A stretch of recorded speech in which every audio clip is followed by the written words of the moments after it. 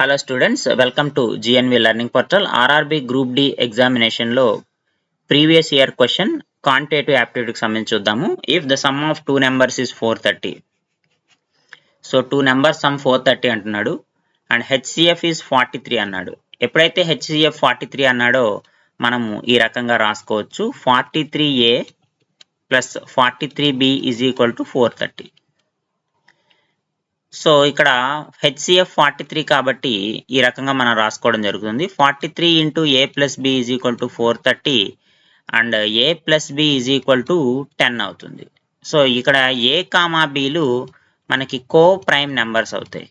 కో prime numbers అవుతాయి. ఎందుకని వాటి యొక్క HCF 43 ఇచ్చాడు కాబట్టి ఇంకొకటి ఖచ్చితంగా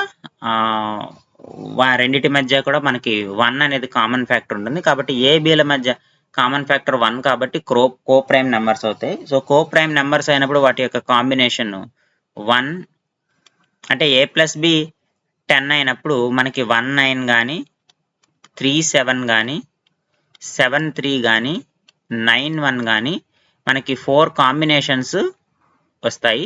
ఈ 4 కాంబినేషన్స్ వచ్చినప్పుడు మనకి ఇందులో ఇది 3 7 7 3 మనకి ప్రైమ్ నెంబర్స్ కో ప్రైమ్ నెంబర్స్ అవుతాయి. కాబట్టి సో ఇక్కడ మనం 3 7 కానీ 7 3 కానీ తీసుకోవచ్చు. సో ఈ రెండు ఆప్షన్స్ని మనం తీసుకోలేము. సో 3 7 ఆర్ 7 3 మనం తీసుకోవచ్చు. సో 3 7 సబ్స్టిట్యూట్ చేస్తే అంటే 43 into 3 అలాగే 43 into 7 సబ్స్టిట్యూట్ చేస్తే మనకి ఆప్షన్ డి కరెక్ట్ ఆన్సర్ అవుతుంది ఇచ్చిన ఆప్షన్స్లో. ఎందుకంటే 43 into 7 మనకి ఇచ్చిన ఆప్షన్స్లో లేదు. సో కాబట్టి ఇప్పుడు మనకి ఇచ్చిన ఈ ప్రాబ్లంకి సంబంధించి 3, 7 అనేది పాసిబుల్ పెయిర్ అవుతుంది. కాబట్టి మనకి ఇచ్చిన 2 నెంబర్స్ ఎంత అవుతాయంటే ఒకటి 129 ఒకటి 301 అవుతుంది.